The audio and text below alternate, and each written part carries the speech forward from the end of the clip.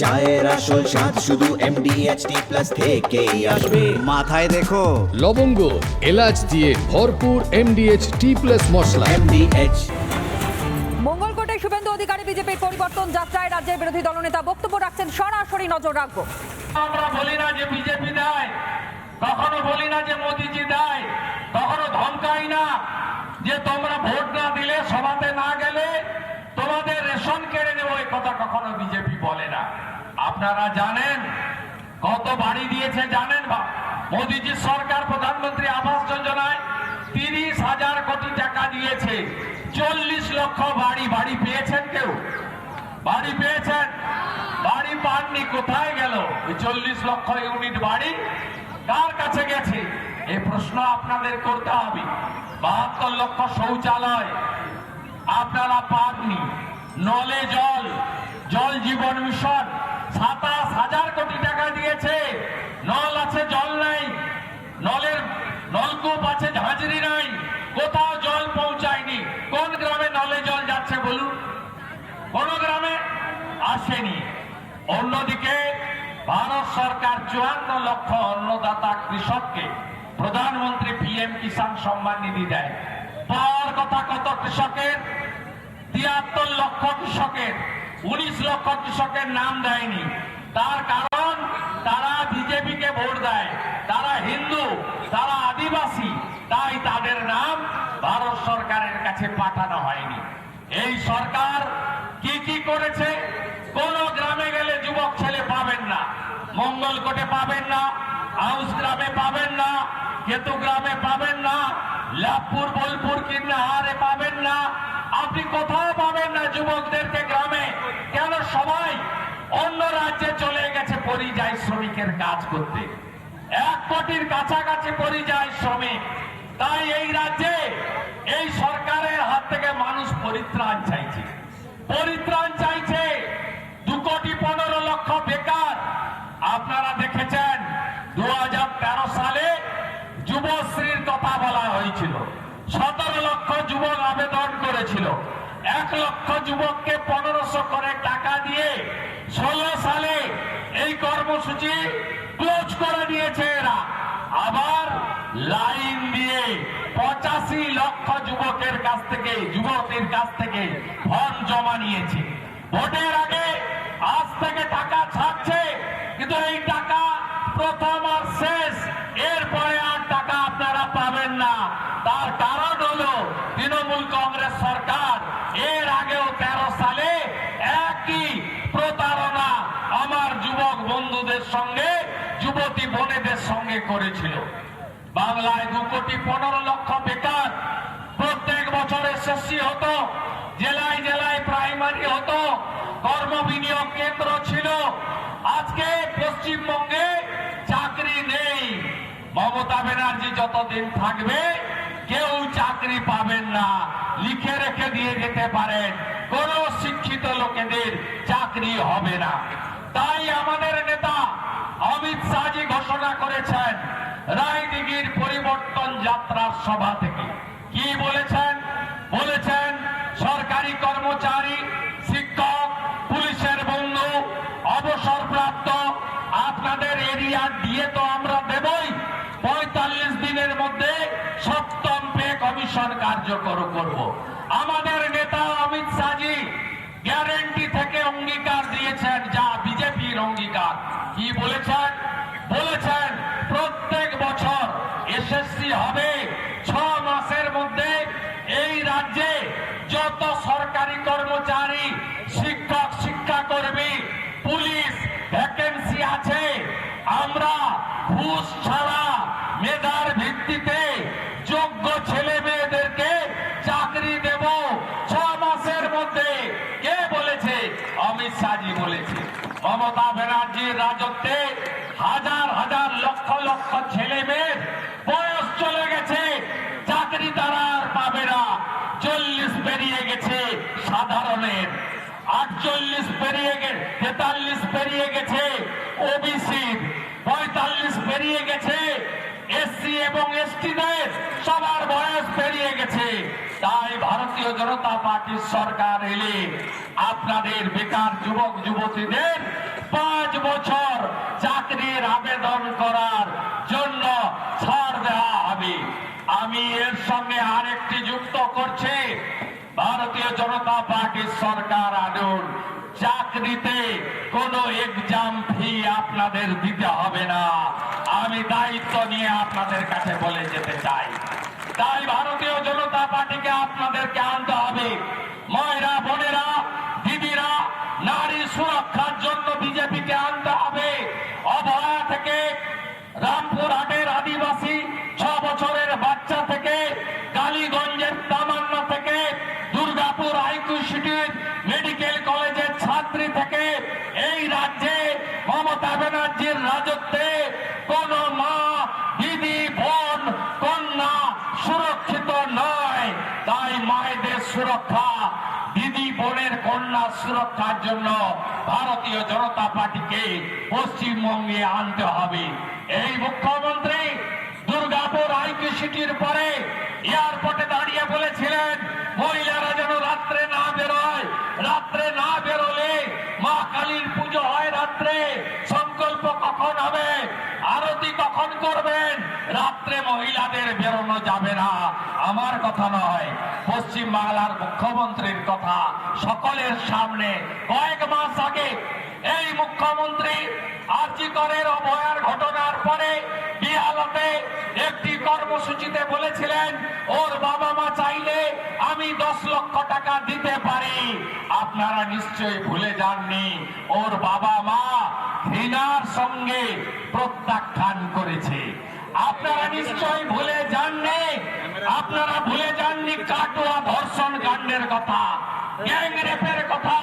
সেদিন এই মুখ্যমন্ত্রী বলেছিলেন যে শরীরে জ্বর সর্দি হলে, একটু আধটু শরীর খারাপ হলে, একটু আধটু রেপও হবে। এই মুখ্যমন্ত্রী বলেছিলেন।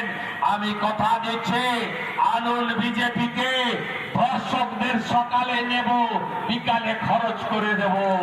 আমাদের গ্যারেন্টি মা বোনেদের সুরক্ষা, বেটিদের সুরক্ষা বিজেপির গ্যারেন্টি। আপনারা আনুন বিজেপিকে, ভয় দেখায় না। 1000 ছিল 1500 করেছি, কেড়ে নেব। ওর বাপের টাকা, ওর বাপের টাকা নয়, সরকারের টাকা। আর এই কর্মসূচি নারীদের সশক্তিকরণ, নারীদের অর্থনৈতিক স্বনির্ভর। আমরা তো বলছি সব শিক্ষিত মহিলা চাকরি পাবে, শিক্ষিকা হবে, নার্স হবে, আশা দিদি হবে, আইসিডিএস এর দিদি হবে, প্রাণী মিত্রা হবে। আমরা বোনেদেরকে চাকরিও দেব। আর যেদিন বিজেপি সরকার শপথ নেবে তার পরের মাসের 1 তারিখে সবকিছু করেন, সবকিছুর জন্য উনি দায়ী। উনি উকসিয়ে সবকিছু করেন এবং যারা এই ধরনের কাজ করেন, রেপ করেন, বোমা বানান, এদেরকে উনি উৎসাহিত করেন। তার কারণ হচ্ছে যে প্রধান সেই যদি উকসায়, আমাদের বাড়িতেও মা বাবা আছে, আমাদের মা বাবা আমাদেরকে বলে ভালো কাজ করার জন্য, আর ভালো কাজ করার জন্য অ্যাপ্রিসিয়েট করে। উনি ভালো কাজ করলে অ্যাপ্রিসিয়েট করবে না, বোমা বানালে অ্যাপ্রিসিয়েট করবে, মানুষকে ভোট দানে বিরত রাখার জন্য অ্যাপ্রিসিয়েট করবে, রেপ করার যারা রেপ করে তাদের বাহিনীকে উনি অ্যাপ্রিসিয়েট করে। তো সেটা আমার মনে হয় আপনারা এই ধরনের কোশ্চেন করে কোনো লাভ নাই। ওনার কাছ থেকে কোনো আশা কিছু করা যায় না। ওনাকে বিদায় দিলে আপনার সব কিছু ঠিক হয়ে যাবে। ধর্মতলার ধর্ণা মঞ্চ থেকে মুখ্যমন্ত্রী নতুন যে রাজ্যপাল RN রবি, তাকে তিনি বলছেন যে এটা বাংলা, এই বাংলায় তামিলনাড়ুতে যা করেছেন সেটা করতে আসবেন না, তাহলে ভালো হবে না। উনি কার সঙ্গে কোন সময় কি কথা বলবেন ওনাকে জিজ্ঞাসা করে গভর্নর কাজ করবেন। গভর্নর রাষ্ট্রপতিকে জিজ্ঞাসা করে কাজ করে ওনাকে রিপোর্ট করে, সেটা হচ্ছে নিয়ম। আমি তার জন্যই তো বলি ওনার যেটা দায়িত্ব উনি করতে পারেন না। আমি তো আপনাকে বলছি এই আমাদের যে 27 জন শ্রমিক জলে পড়ে মারা গেল, ওটা তো ওনার দায়িত্ব ছিল। ওই পরিবারটির সঙ্গে দেখা করা, ওই জায়গাতে স্পটে যাওয়া, উনি যাননি।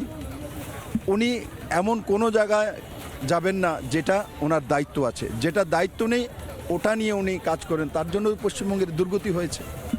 এই যে রাষ্ট্রপতি দ্রৌপদী মুর্মু তিনি উত্তরবঙ্গ সফরে গিয়েছেন, সেখানে গিয়ে তিনি আজকে সাংঘাতিক একটি অভিযোগ করলেন যে তিনি যে সভা করবেন তার জন্য রাজ্য সরকার তাকে জমি দেয়নি, সেই কারণে কোষাইপুরে তাকে সভা করতে হলো।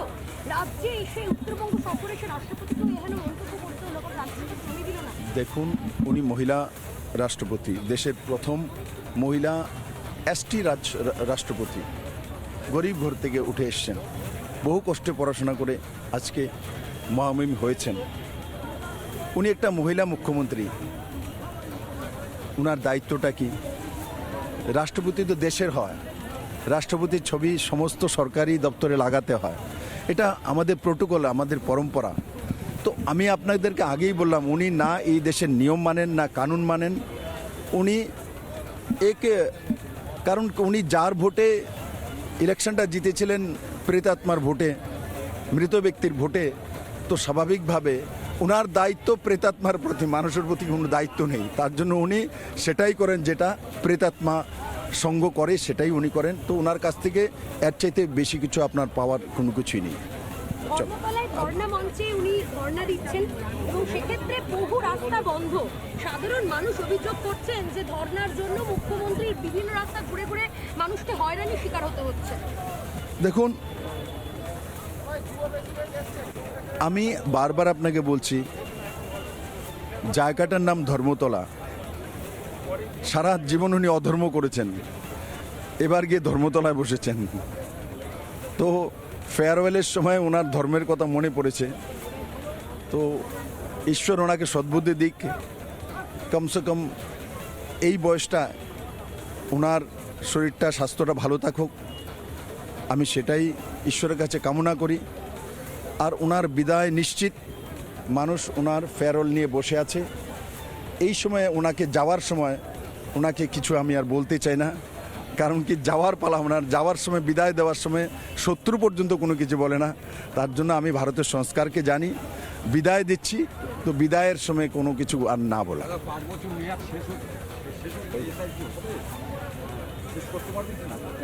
দেখুন, সেটা আমাদের কাজ না, এসআইআর কাজ, সেটা ইলেকশন কমিশনের কাজ। মমতা বন্দ্যোপাধ্যায় এগুলো বলেন বলে আপনারা আমাদেরকে এই প্রশ্ন করেন। এসআইআর কাজ আমাদের না, ইলেকশন কমিশনের। ঠিক ল অ্যান্ড অর্ডার দেখার কাজ রাজ্যের গৃহমন্ত্রীর, মানে স্বরাষ্ট্রমন্ত্রী মমতা বন্দ্যোপাধ্যায়। উনি সেটা, ওনার কাছে যে দপ্তরটা আছে সে জানেন কিনা আমি জানি না, উনি তো ভুলেই গেছেন। ওনার কাছে একটাই দপ্তর, ভাইপো দপ্তর, ফুল রাউন্ডে একটা দপ্তর, ভাইপো দপ্তর। এই দপ্তরটাই উনি চালান, আর এই দপ্তরটা দিয়ে উনি ওনার বাণিজ্য করেন। চলো, এই যে কাটোয়ার, এই বেল্ট, এই মঙ্গলকোট সহ এখানে তৃণমূল ছিল না। 98-তে তৃণমূল প্রতিষ্ঠা হয়েছে, তৃণমূল ছিল না। 2009 সালে 27 জুলাই আমাকে তৃণমূলের যুব সভাপতি করা হয়েছিল। আমি প্রথম কর্মসূচি নিয়েছিলাম এখানে 8ই আগস্ট 2009।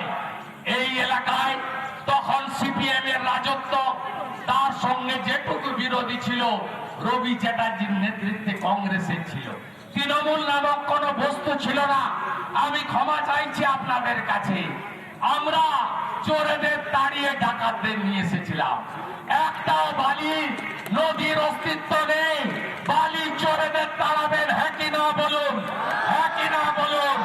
একটা ঘাট বৈধ, 50টা ঘাট অবৈধ।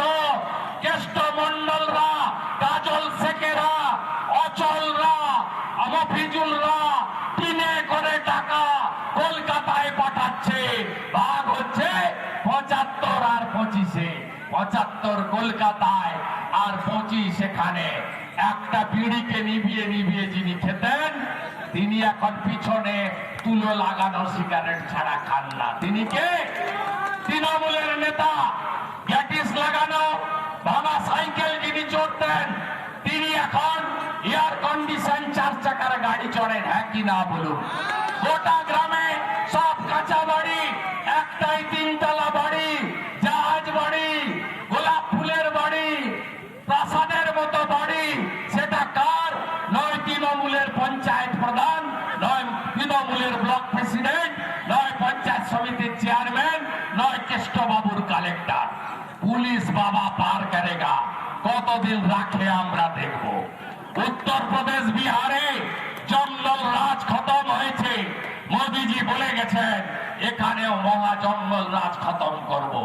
এসআইআর এর খুব যন্ত্রণা, কলকাতায় নাচছে আর বক্তব্য রাখছে 5 স্টার ধর্ণা মঞ্চ, সেখানে সব আছে, এসি আছে, স্যান্ডউইচ আছে, চকলেট আছে, কোকাকোলা আছে, কোমট আছে, পারফিউম আছে, সেখানে 5 স্টার পশ্চিমবঙ্গের পিডব্লিউডি দপ্তর বানিয়ে রেখেছে। সেখানে মমতা ব্যানার্জি মাঝে মাঝে পর্দা সরে যাচ্ছে আর বক্তৃতা করছেন। কার জন্য বসে আছেন? বেকার যুবকের জন্য, টাকাকে ফেরানোর জন্য, নারীর সুরক্ষার জন্য, আরো এয়ারপোর্ট, আরো সিপোর্ট, আরো রেল লাইন, আরো নতুন কিছু করার জন্য না বন্ধু, বসে আছে বাংলাদেশের মুসলমান অনুপ্রবেশকারী রোহিঙ্গাদের জন্য। আমাদের সঙ্গে ভারতীয় মুসলমানদের কোনো বিরোধ নেই। আমি দেখছিলাম রমজান মাসের মধ্যে অনেক মুসলিম এখানে এসেছেন, কথা শুনছেন সংখ্যায় কম হলে। আপনারা কান খুলে শুনে রাখুন, আপনারা হলেন মমতা ব্যানার্জির কাছে তেজপাতা, তরকারিতে লাগে, খাওয়া যায়। দয়া করে তাড়ান এদের, আপনাদের কিছু হয়নি। কাজল শেখেরা বড় লোক হয়েছে, শাহনওয়াজের বাড়িতে 25 জন চাকরি পেয়েছে, আপনাদের কিছু হয়নি বন্ধু, এদেরকে তাড়ান আপনারা। আর আমাদের লড়াই অভারতীয়দের মধ্যে। আপনি যদি ভারতীয় হন আপনার গায়ে লাগবে কেন? আমরা বাংলাদেশি হিন্দুদের নেব, তারা শরণার্থী। আমি আসার পথে আমাকে মতুয়া সমাজ, ঠাকুর হরিচাঁদ ঠাকুর, ঠাকুর গুরুচাঁদ ঠাকুর বলে আমাকে তারা ফুল দিয়ে জয় হরিবোল বলে স্বাগত জানিয়েছে। রাস্তায় নেমে আমি প্রণাম করে এসেছি। আমি বলেছি ভোটার লিস্টে নাম উঠে গেছে সবার? বলছে হ্যাঁ আমাদের সব উঠে গেছে। আমি যদি কারোর বাকি থাকে 2002 এর পরে বাংলাদেশ থেকে এসে থাকেন, হিন্দু হয়ে থাকেন, সিএ তে আবেদন করুন, সিটিজেনশিপ দেবেন নরেন্দ্র মোদী। যেদিন সিটিজেনশিপ, পরের দিন ভোটার তালিকায় নাম, ভারতীয় জনতা পার্টির অঙ্গীকার, একটাও বাংলাদেশি মুসলিমকে আমরা ভোটার তালিকায় রাখতে দেব না। তারা ভারতীয় নয়, তারা ভারতীয় নয়। আর মমতা ব্যানার্জি তাদের জন্য ধর্নায় বসছেন। ধর্নায় বসছেন এই জন্য এপ্রিল মাসের পরে উনাকে এই ধর্নাতেই বসতে হবে, কারণ এবারে সবাই ঠিক করে ফেলেছে বিজেপি আসছে। ব্রেকফাস্টে 58 লাখ, লাঞ্চে 7 লাখ, ফুলে আছে 7 লাখ, কত যাবে কেউ জানে না। ভোটার তালিকা থেকে সব পচা দুর্গন্ধ বেরিয়ে গেছে, বদরক্ত বেরিয়ে গেছে, সব বেরিয়ে গেছে। আমাদের সঙ্গে ওদের কোনো তফাৎ নেই। বিজেপি আসছে, চারিদিকে আওয়াজ উঠেছে পরিবর্তন চাই, বিজেপি তাই, বাঁচতে চাই, বিজেপি তাই। এই সরকার কোথায় গেছে দেখুন। মহামহিম রাষ্ট্রপতি দ্রৌপদী মুর্মু একজন আদিবাসী পরিবার থেকে উঠে এসে ভারতবর্ষের সবচেয়ে বড় জায়গায় গেছেন। তাকে পর্যন্ত উত্তরবঙ্গে আদিবাসীদের ভারতীয় সম্মেলনে, তাদের মহাসম্মেলনে যোগদান করতে বাধা দিচ্ছে। আমার কথা নয়। আজকে দুপুরবেলা একদিকে সাংসদ রাজু বিস্তা, একদিকে ফাঁসিদার বিধায়ক দুর্গা মুর্মুকে নিয়ে মাননীয় রাষ্ট্রপতি মহোদয়া বলছিলেন আমাকে বাধা দেওয়া হচ্ছে, আমাকে কর্মসূচি করতে দেওয়া হয় না। আমার উপরে মমতা ব্যানার্জির এত রাগ কেন? রাগ তো থাকবেই। মহামহিম, যেদিন আপনি ভোটে দাঁড়িয়েছিলেন সেদিন মমতা ব্যানার্জিরা আপনাকে ভোট দেয়নি, যশবন্ত সিনহাকে ভোট দিয়েছিল। আমি সৌমিত্র খানরা আপনাকে ভোট দিয়েছিলাম। আমরা আদিবাসীদের সম্মান দিতে জানি। তাই আজকে রাষ্ট্রপতি মহোদয়ের ঘটনার পরে প্রমাণ হয়ে গেছে তৃণমূল শুধু হিন্দু বিরোধী নয়, তৃণমূল শুধু নারী বিরোধী নয়, তৃণমূল আদিবাসী বিরোধী। এদের ঝাঁটিয়ে বিদায় করতে হবে। এপ্রিল মাসে ভোটে এদেরকে হারাতে হবে। আর সমস্ত সনাতনীদের বলবো আমরা অন্য ধর্মকে সম্মান করি। কেন বলুন তো?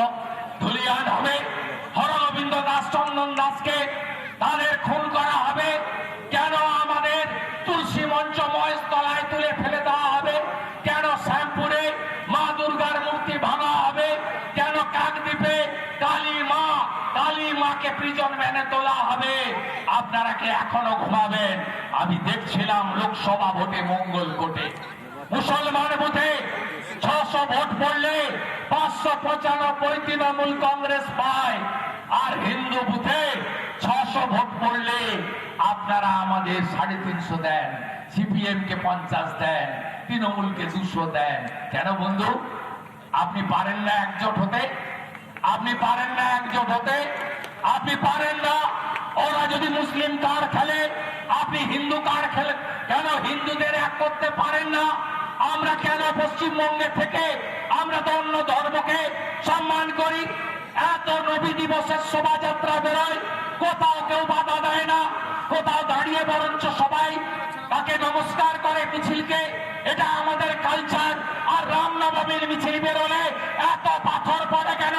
জানতে চাইবেন না তৃণমূলের কাছে, জানতে চাইবেন না পুলিশের কাছে? দুর্গা পূজাতে, নাম হট্টতে, কীর্তনে, অনুকূল ঠাকুরের অনুষ্ঠানে, রামকৃষ্ণ মিশনের অনুষ্ঠানে, ভাগবত কথাতে, শীতলা পূজাতে, মহাদেবের মেলাতে হাইকোর্ট যেতে হবে কেন বন্ধু? কেন যেতে হবে হিন্দুদের? এই অবস্থার পরিবর্তন চান? হ্যাঁ কি না বলুন? হ্যাঁ কি না বলুন? হ্যাঁ কি না বলুন? যদি অবস্থার পরিবর্তন চান, আগামী মাসে নির্বাচন, লাইন দিয়ে ভোট দিন, লাইন দিয়ে ভোট দিন।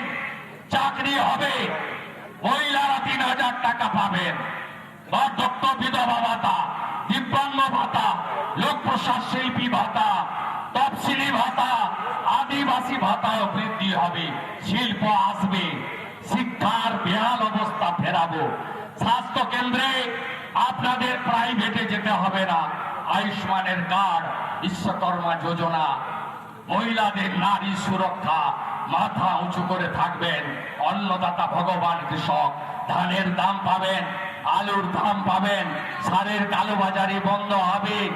আপনাদের জন্য আমরা আছি। পরিশেষে একটা আবেদন করব, 14 তারিখ 14ই মার্চ এই পরিবর্তন যাত্রা 5000 কিলোমিটার ঘুরে কলকাতায় শেষ হবে। ওই দিন যাবেন তো? কখন যাবেন? বেলা 12টা। বক্তাকে নরেন্দ্র মোদী। যাবেন তো? যাবেন তো? পায়ে পায়ে উড়িয়ে ধুলো ব্রিগেড চল। এতক্ষণ সরাসরি মঙ্গলকোটের দিকে আমরা নজর রেখেছিলাম বিজেপির পরিবর্তন সংকল্প সভা, এবং সেখানেই বক্তব্য রাখছিলেন রাজ্যের বিরোধী দলনেতা শুভেন্দু অধিকারী। আর এবার আপনাদেরকে জানাই, মমতা বন্দ্যোপাধ্যায় কোথাও গিয়ে যেন আকাশ কুসুম স্বপ্ন দেখতে শুরু করে দিয়েছেন।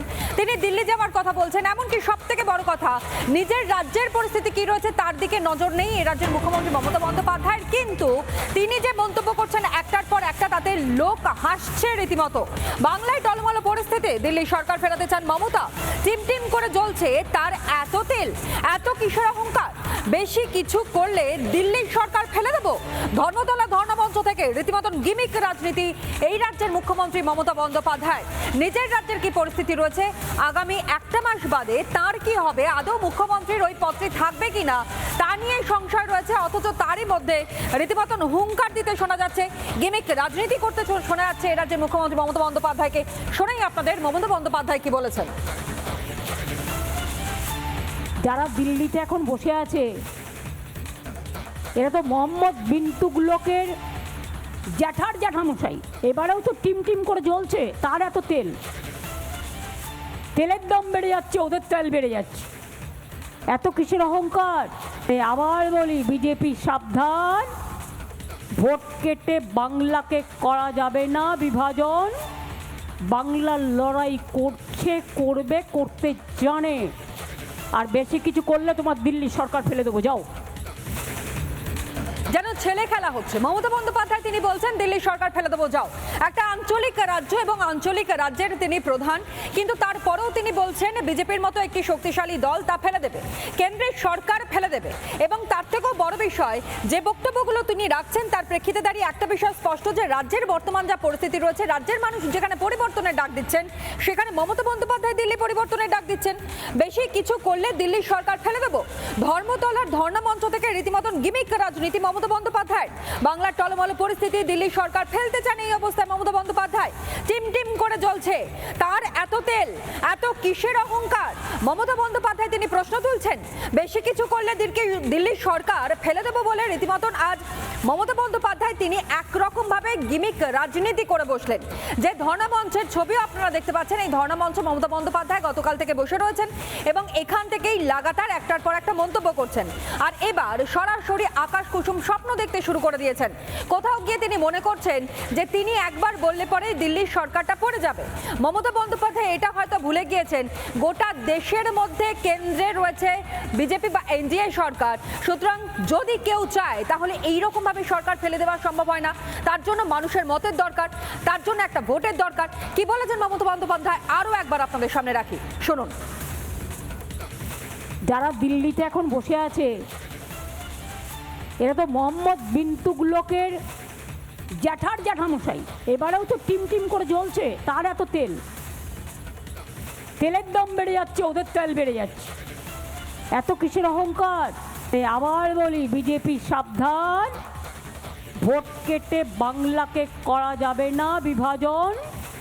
বাংলার লড়াই করছে, করবে, করতে জানে। আর বেশি কিছু করলে তোমার দিল্লি সরকার ফেলে দেবো, যাও।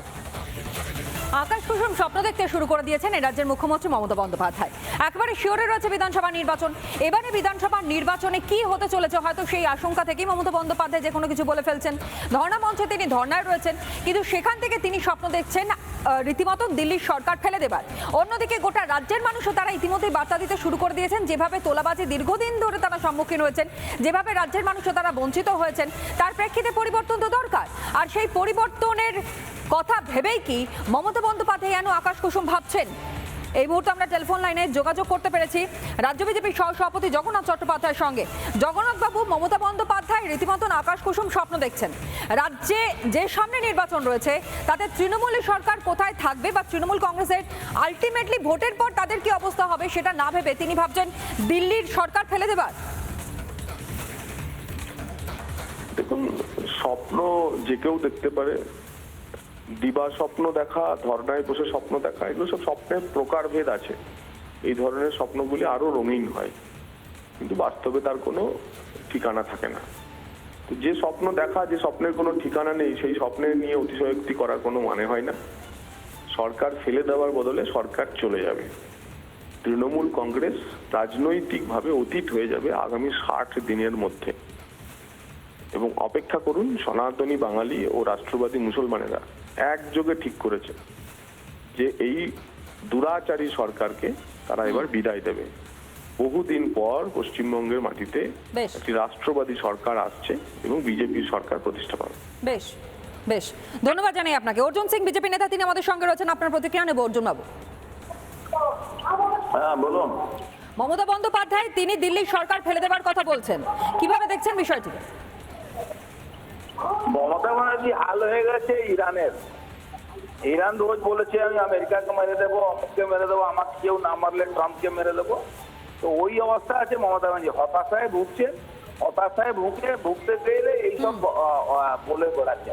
আজকে নাটক করতে হচ্ছে, মঞ্চে বসতে হচ্ছে, ধারণা দিতে হচ্ছে, মানুষকে আবার ভুল বোঝাবার চেষ্টা করছেন। কিন্তু এবার মমতা ব্যানার্জি এই 1.5 বছরের মধ্যে যা যা বলেছেন, মমতা বন্দ্যোপাধ্যায় হেরে যাওয়ার ভয়ে এইরকম ভুলভাল বকছেন, আকাশ কুসুম স্বপ্ন দেখছেন। ধন্যবাদ জানাই। আরো একবার নজর রাখবো শুভেন্দু অধিকারী, তিনি সংবাদ মাধ্যমের মুখোমুখি হয়েছেন মঙ্গলকোট থেকে সরাসরি। আমি দেখতে চাই হিন্দু বুথে যা ভোট পড়বে সব যেন এক জায়গায় পড়ে, পদ্ম ফুলে বিহার পারলে, মহারাষ্ট্র পারলে আপনি কেন পারবেন না? হরিয়ানা পারলে আপনি কেন পারবেন না? আপনাকে এক হতেই হবে। বাকিটা মোদিজি উপরে গ্যারেন্টার, ছোট গ্যারেন্টার আমরা।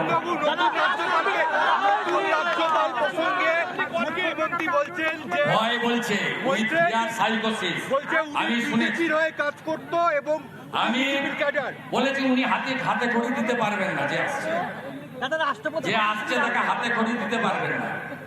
কি করে টাইট করতে হয় সংবিধানের এবিসিডি বোঝানোর জন্য মিস্টার রবি আসছেন। আইপিএস অফিসার তামিলনাড়ুকে সোজা করে দিয়েছেন, এবারে এই জিহাদি তৃণমূলকে সোজা করবে।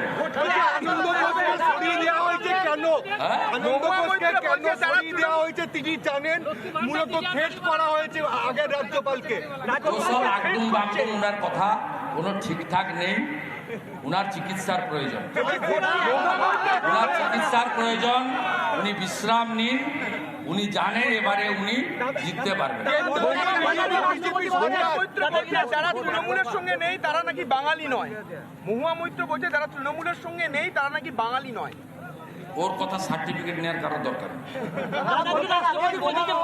মুসলমানদের ভোটে এমপি হয়েছে, মা কালীকে বলেছে মদ খায়, গেঁজা খায়, মা তারাকে অপমান করেছে, মনে নেই? নমশূদ্রদের অপমান করেছে, মনে নেই? আমাদের তুলসী মালা, মতুয়াদের আচার মালাকে বলেছে কাঠের মালা করে তোমরা আমাদের কাছে ভাতা চাইতে আসো, মনে নেই? রাষ্ট্রপতিকে অনুমতি দিচ্ছে না, বিসর্জন দেবে মানুষ, অপেক্ষা করে। তৃণমূল কংগ্রেসের রাষ্ট্রপতি আজকে বলছেন যে মমতা বন্দ্যোপাধ্যায় উনি আবার রাগ করে আছেন, অনুষ্ঠান করতে জায়গা পরিবর্তন করছে। মমতা ব্যানার্জি আদিবাসী বিরোধী। তিনি বিধানসভাতে যেদিনকে আমরা আদিবাসীদের চিরাচরিত ঐতিহ্যের পোশাক পাঞ্চি গলায় দিয়ে, মাথায় দিয়ে আমরা ভোট দিয়েছিলাম, সেদিন মমতা ব্যানার্জির নেতৃত্বে এরা লাইন দিয়ে যশোবন্ত সিনহাকে ভোট দিয়েছে। উনি তো ঘোষিত আদিবাসী বিরোধী। সবচেয়ে ব্যতিক্রমী ঘটনা, মহামহিম রাষ্ট্রপতি তিনি আজকে বাধ্য হয়ে মুখ খুলেছেন। আমরা প্রত্যেক দিন এই যন্ত্রণা বই নিয়ে বেরোচ্ছি, যন্ত্রণা নিয়ে আমরা এগোচ্ছি। রাষ্ট্রপতি মহোদয় তার ধৈর্যচ্যুতি ঘটিয়ে যে কথা বলেছেন, গোটা ভারতবর্ষ হতবাক হয়ে গেছে যে যেখানে রাষ্ট্রপতি মহোদয়কে তাকে পর্যন্ত কর্মসূচি করতে সরকার দেয় না। গত সপ্তাহে অমিত শাহজির হেলিকপ্টার নামার পারমিশন দিল্লি থেকে গুঁতো খেয়ে 2 ঘন্টা আগে দিয়েছে। নীতিন নবীন, বিশ্বের সর্ববৃহৎ রাজনৈতিক দলের রাষ্ট্রীয় সভাপতি, তার হেলিকপ্টার বিহারে নেমেছে, পশ্চিমবঙ্গে নামতে দেয়নি। এই লোকসভা ভোটে বর্ধমানে মোদিজির মাঠ ক্যান্সেল করে দেওয়া হয়েছে, তাকে অন্য জায়গায় গিয়ে সভা করতে হয়েছে। অতএব পশ্চিমবঙ্গে এই যে জঙ্গলের রাজত্ব, যাকে মোদিজি বলে গেছেন মহাজঙ্গল রাজ, খতম হয়। দীর্ঘদিন ধরে আপনি রাজনীতির সঙ্গে যুক্ত আছে, এবার ভোটে কি মনে হচ্ছে এক দফা করলে ঠিক হবে না কি চাইছেন? যেখানে ভোট চাইছেন, ভোট ক দফা হলে ঠিক হবে মনে হচ্ছে? মানুষ দফা রফা করে দেবে তৃণমূলকে।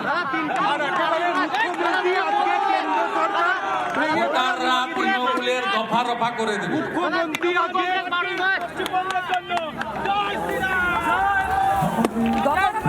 সামনে নির্বাচনে শুভেন্দু অধিকারী তিনি স্পষ্টত জানিয়েছেন তৃণমূল কংগ্রেসকে নিশানা করে যেভাবে মমতা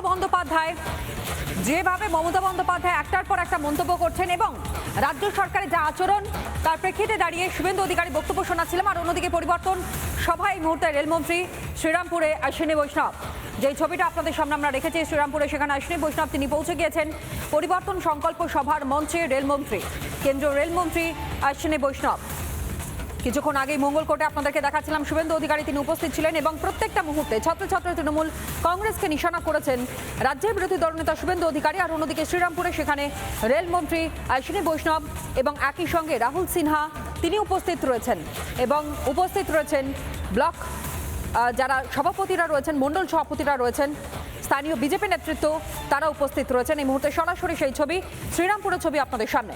দিকে দিকে বিজেপির পরিবর্তন সংকল্প যাত্রা এবং পরিবর্তন সংকল্প সভা, যেখানে কেন্দ্রীয় নেতৃত্বরা তারা আসতে শুরু করে দিয়েছেন। 1 মার্চ থেকে এই কর্মসূচি শুরু হয়েছে শ্রীরামপুরে। এই মুহূর্তে অশ্বিনী বৈষ্ণব কেন্দ্রীয় মন্ত্রী তিনি উপস্থিত রয়েছেন। মেঘা আমার সহকর্মী আমার সঙ্গে রয়েছে। মেঘা,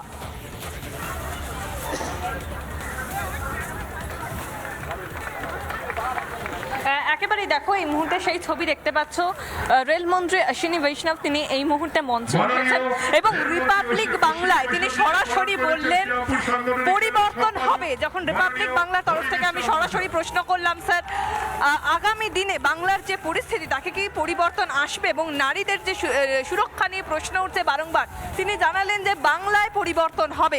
তিনি এই বলে ইতিমধ্যেই মঞ্চে উঠেছেন এবং মূল মঞ্চ থেকে সেই ছবি সরাসরি দেখাচ্ছে এই মুহূর্তে। আর কিছুক্ষণের মধ্যে তিনি তার মূল বক্তব্য রাখবেন এবং তার আগে মূল মঞ্চের ছবি আমি এই মুহূর্তে দেখাচ্ছি, অর্থাৎ পরিবর্তন যাত্রা, যে সেই পরিবর্তন যাত্রা উত্তরপাড়া একেবারে মহেশ যে রথ সেখান থেকে শুরু হয়েছিল এবং ঠিক এই মুহূর্তে শ্রীরামপুরে এসে পৌঁছেছে পরিবর্তন জনসভা হবে এখানে, যার জন্য সাধারণ মানুষ তথা বিজেপি কর্মী সমর্থকদের যে ভিড়, সেই ভিড় কিন্তু উপচে পড়ছে, সেই ছবি আমরা দেখতে পাচ্ছি। শুধুমাত্র রেলমন্ত্রী অশ্বিনী বৈষ্ণব নয়, তার সঙ্গে আমরা দেখতে পাচ্ছি রাহুল সিনহা, তিনি মঞ্চে উপস্থিত রয়েছেন এবং আর কিছুক্ষণের মধ্যে অশ্বিনী বৈষ্ণব তিনি তার মূল বক্তব্য রাখবেন। তার আগে এই মুহূর্তে তাকে স্বাগত জানানো হয়েছে, ফুলের মালা দিয়ে আমরা দেখলাম বরণ করা হলো অশ্বিনী বৈষ্ণবকে এবং আর কিছুক্ষণের অপেক্ষা, তারপরেই কিন্তু পরিবর্তন যাত্রা নিয়ে তিনি বার্তা দেবেন। যে তুমি জানো আগামী 14 তারিখ প্রধানমন্ত্রী নরেন্দ্র মোদীজি ব্রিগেড ময়দানে আসছেন, সেখান থেকে যেরকম তিনি গুরুত্বপূর্ণ বার্তা দিতে চলেছেন ভবিষ্যতের জন্য, পাশাপাশি অশ্বিনী বৈষ্ণব তিনি আজকে শ্রীরামপুরবাসীকে কি বার্তা দেন সেদিকেই নজর থাকবে। তবে রিপাবলিক বাংলাকে এক্সক্লুসিভলি তিনি যেমনটা জানালেন, বাংলায় পরিবর্তন হবে। রিপাবলিক বাংলাকে তিনি জানিয়েছেন বাংলায় পরিবর্তন হবে এবং এই মুহূর্তে আমরা সেই ছবি দেখতে পাচ্ছি যে মা দুর্গার একটি ছবি একেবারে রেলমন্ত্রী অশ্বিনী বৈষ্ণব তার হাতে এই মুহূর্তে তুলে দেওয়া হলো, তাকে বরণ করা হয়েছে, ফুল দিয়ে তাকে বরণ করা হলো, মালা পরিয়ে বরণ করা হলো এবং ফুল বৃষ্টি আমরা দেখতে পেলাম, পুষ্প বৃষ্টি আমরা দেখতে পেলাম অশ্বিনী বৈষ্ণবকে ঘিরে এবং আর কিছুক্ষণ পর আমরা দেখতে পাচ্ছি তাকে বরণ করে নেওয়া হচ্ছে মূল মঞ্চ থেকে। আর কিছুক্ষণের অপেক্ষা, তারপরে শ্রীরামপুরবাসীর উদ্দেশ্যে তিনি কি বলেন সেদিকেই নজর থাকবে। একদমই তাই, আজকের মঞ্চ থেকে মূলত তিনি কি বার্তা তুলে ধরেন সেদিকে অবশ্যই নজর থাকবে। তবে রিপাবলিক বাংলাকে যে এক্সক্লুসিভ তিনি জানিয়েছেন পরিবর্তন আসছে এবং পরিবর্তন হচ্ছেই, তাও কিছুক্ষণের মধ্যে আপনাদের সামনে আমরা তুলে ধরবো। কিন্তু এই মুহূর্তে সরাসরি একবারে সভামঞ্চের ছবি আপনারা দেখতে পাচ্ছেন শ্রীরামপুরে, যেখানে বাংলায় বদলের ডাক দিয়ে রেলমন্ত্রী তিনি উপস্থিত রয়েছেন। পরিবর্তন সভা অশ্বিনী বৈষ্ণব তিনি রয়েছেন, রাহুল সিনহা তিনি রয়েছেন এবং একই সঙ্গে বিজেপি নেতৃত্ব তারা এই মুহূর্তে সেখানে উপস্থিত রয়েছেন এবং কিছুক্ষণের মধ্যেই বক্তব্য রাখবেন। এই মুহূর্তে সংবর্ধনা জানানো হচ্ছে উত্তরীয় পরিয়ে কেন্দ্রীয় রেলমন্ত্রী অশ্বিনী বৈষ্ণবকে এবং স্বাগত জানানো হয়েছে তাকে এই পরিবর্তন সংকল্প সভা উপস্থিত থাকার জন্য। একই সঙ্গে আপনারা দেখতে পাচ্ছেন রাহুল সিনহা তিনি সম্ভবত কিছু বলবেন, বক্তব্য রাখবেন এবং তার পরবর্তীতে কেন্দ্রীয় রেলমন্ত্রী অশ্বিনী বৈষ্ণব তিনি বক্তব্য রাখবেন। আর যেমনটা আপনাদেরকে জানাচ্ছিলাম, রিপাবলিক বাংলাকে একবার এক্সক্লুসিভলি তিনি বলেছেন বাংলায় পরিবর্তন আসবে, বাংলায় পরিবর্তন আসার শুধুমাত্র সময়ের অপেক্ষা। এক্সক্লুসিভলি কি জানিয়েছেন রেলমন্ত্রী অশ্বিনী বৈষ্ণব রিপাবলিক নেটওয়ার্ক রিপাবলিক বাংলাকে শোনাই।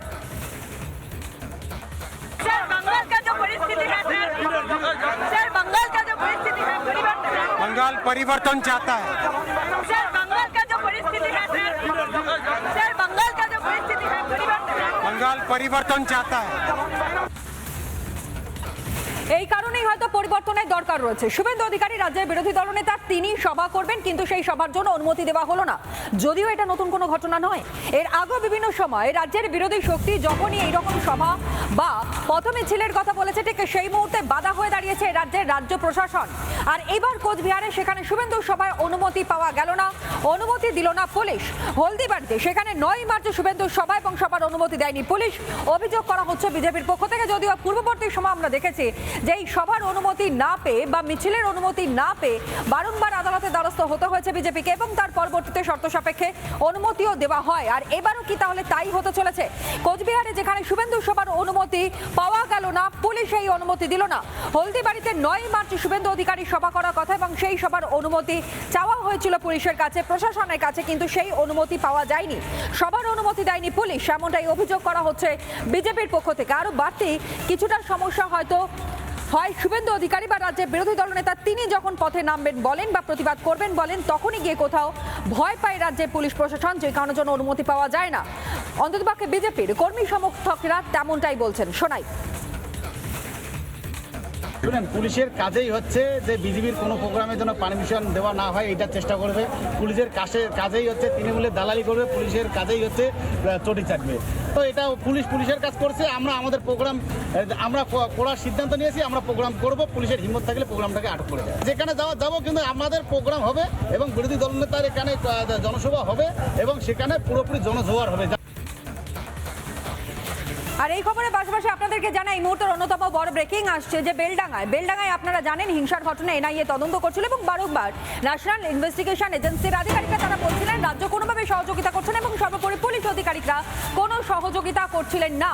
এবার বেলডাঙ্গার হিংসায় রিপোর্ট জমা দিতে চলেছে এনআইএ রিপোর্ট জমা দিতে চলেছে বেলডাঙ্গার হিংসার ঘটনায় আদালতে রিপোর্ট জমা দেবে এনআইএর হাতে এসেছে একাধিক তথ্য প্রমাণ। রিপোর্টে একাধিক চাঞ্চল্যকর তথ্য রয়েছে যেমনটা সূত্র মারফত আমরা খবর পাচ্ছি, এমনকি একই সঙ্গে জানাই রিপোর্টে অস্ত্রের ব্যবহার নিয়েও তথ্য রয়েছে। 24শে মার্চ মামলার পরবর্তী শুনানির দিন ধার্য হয় এবং শুনানির দিনই রিপোর্ট জমার সম্ভাবনা রয়েছে। এনআইএ এতদিন ধরে তদন্ত করেছে এবং বেলডাঙ্গায় কী কারণের জন্য হিংসা হয়েছিল, লাগাতার যেভাবে ক্ষোভের আগুনে জ্বলতে শুরু করে দিয়েছিল বাইরে থেকে দুষ্কৃতীরা, তারা এসে আগুন লাগিয়ে দেয় এবং একই সঙ্গে এই ঘটনা প্রেক্ষিতে দাঁড়িয়ে এনআইএ তদন্তভার নেয় এবং পরবর্তীতে কি আপডেট, প্রিয়াঙ্কা আমার সহকর্মী আমার সঙ্গে রয়েছে, বিস্তারিত জানাবে। প্রিয়াঙ্কা,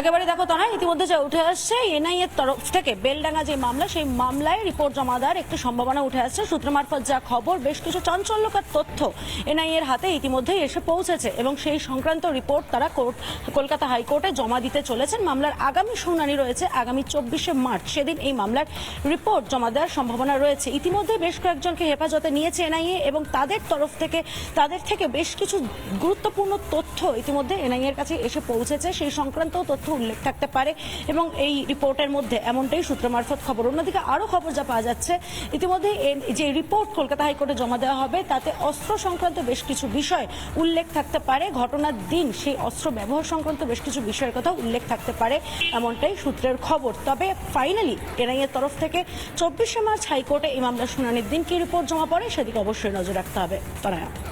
ধন্যবাদ জানাই তোমায়। বেলডাঙ্গা হিংসায় রিপোর্ট জমা দিতে চলেছে এনআইএ, যেমনটা আপনাদের সামনে জানালাম, এবং একই সঙ্গে আদালতে রিপোর্ট জমা দেবে এনআইএর হাতে এসেছে একাধিক তথ্য প্রমাণ, যেখানে বেশ কিছু অসঙ্গতিও পাওয়া গিয়েছে।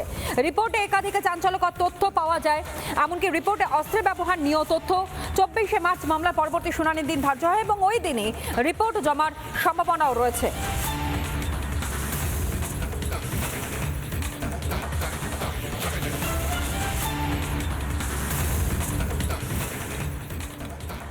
রাজ্য সরকারি কর্মীরা তারা লাগাতার অবস্থানে ছিলেন।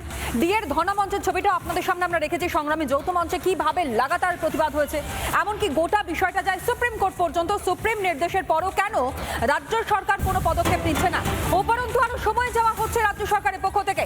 আর এবার আরো কঠোর অবস্থান নিতে চলেছেন সংগ্রামী যৌথ মঞ্চের সদস্যরা এবং স্পষ্টত তারা জানিয়েছেন যে চলতি মাসেই ধর্মঘটের পথেই হাঁটছেন তারা। 13ই মার্চ ধর্মঘটের ডাক সরকারি কর্মীদের এবং ধর্মঘটের ডাক সংগ্রামী যৌথ মঞ্চ অন্তর্গত 66টি সংগঠনের বকেয়া ডিএর দাবিতে এই ধর্মঘটের ডাক দেওয়া হয়েছে। যে খবর এই মুহূর্তে আপনাদের সামনে রাখছি, সুপ্রিম নির্দেশের পরও এখনো মেলেনি ডিএ। চলতি মাসেই ধর্মঘটের ডাক সরকারি কর্মীদের। 13ই মার্চ নির্ধারিত দিন এবং সেই 13ই মার্চ ধর্মঘটের ডাক দেওয়া হয় সরকারি কর্মীদের পক্ষ থেকে এবং একই সঙ্গে জানাই ধর্মঘটের ডাক সংগ্রামী যৌথ মঞ্চ অন্তর্গত 66টি সংগঠন বকেয়া ডিএর দাবিতে এই ধর্মঘটের ডাক। আমাদের প্রতিনিধি ওয়েন্দ্রিলার পাঠানো বিশেষ ছবি আপনাদের সামনে রাখবো, দেখুন। 31শে মার্চের মধ্যে সুপ্রিম কোর্টের নির্দেশ ছিল যে ডিএ মিটিয়ে দিতে হবে 25%, কিন্তু কোথাও গিয়ে এই 31শে মার্চের জায়গায় সময় চাইলো এবার রাজ্য সরকার সুপ্রিম কোর্টে গিয়ে যে তারা 31শে ডিসেম্বর পর্যন্ত সময় চাইছে। ফলত মার্চ থেকে ডিসেম্বর এই যে মাঝের সময়, সেখানে সময় দেওয়ার কথা বলা হয়েছে কোর্টের কাছে। আর এই জায়গায় এই গোটা বিষয় নিয়ে কিন্তু ক্ষুব্ধ আবার রাজ্য সরকারি কর্মচারী সংগঠন। আপনারা বলছিলেন যে খানিকটা স্বস্তি, কিন্তু এ তো উলটপুরন হয়ে গেল। 31শে মার্চের জায়গায় 31শে ডিসেম্বর সময় চাইছে রাজ্য। দেখুন, একটা বিষয় হচ্ছে না, নেচার আর সিগনেচার পাল্টাবে না। এই যে পশ্চিমবাংলায় যে সরকারটা চলছে, চড় খাবার একটা অভ্যেস হয়ে গেছে। এর আগে 6বার হাইকোর্ট থেকে শুরু করে 6বার চড় খেয়েছেন, সুপ্রিম কোর্টে 7বার চড় খেয়েছেন, এবার 8বার আবার চড় খাবেন রাজ্য সরকার। বলছেন যে আমি ডিএ দেবো না আর পালিয়ে যাবো, পালানোর জায়গা দেবে না সরকারি কর্মচারীরা। এবারে 25% কি 100% ডিএ বার করবে সরকারি কর্মচারী। তাদের মঞ্চ থেকে একদম ঢিলছোড়া দূরত্বে মমতা বন্দ্যোপাধ্যায় আজকের এই আন্দোলন করছেন এবং এসআইআর নিয়ে তিনি বিরোধিতা করছেন। কই আপনাদের নিয়ে তো কোনো আলোচনা হচ্ছে না, যেখানে সুপ্রিম কোর্টের নির্দেশ রয়েছে। এসআইআর একটা অভিনয়, কারণ 12টা রাজ্যের মধ্যে 11টা রাজ্য কমপ্লিট করেছে, এইখানে কমপ্লিট হতে পারেনি। এটা রাজ্যেরই একটা ব্যর্থতা ধরতে হবে। আর এতবার সুপ্রিম কোর্ট, হাইকোর্ট, তার আগে স্যাট, এগুলো থেকে ডিফিটেড হয়ে গিয়ে আবার উনি মডিফিকেশন অ্যাপ্লিকেশন করে দিলেন লাস্ট ডে অফ সাবমিশনের সময়।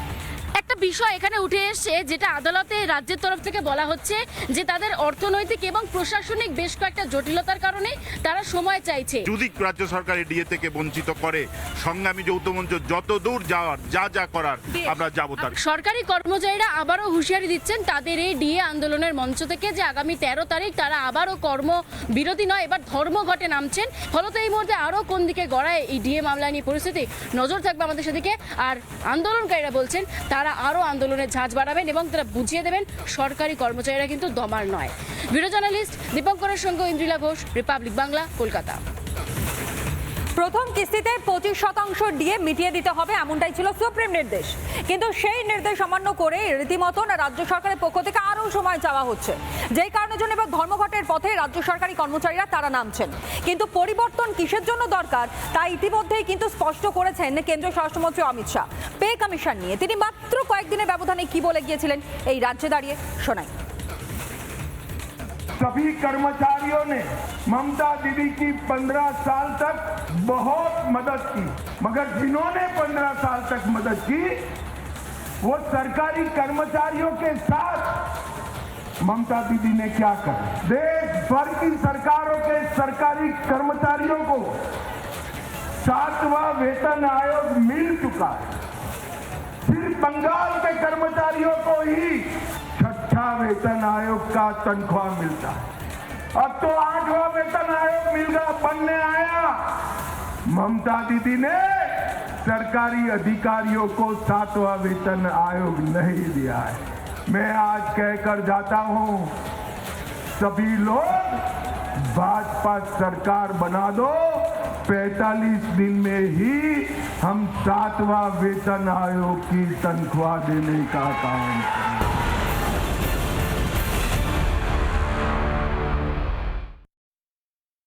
স্বাস্থ্য আর নিউট্রিশন পাবে, শরীরও স্ট্রং হবে, অল্প খেলেই পেট ভরে ডাইজেশন ঠিক রাখে। MDH সোয়াটিন, আসল প্রোটিন। MDH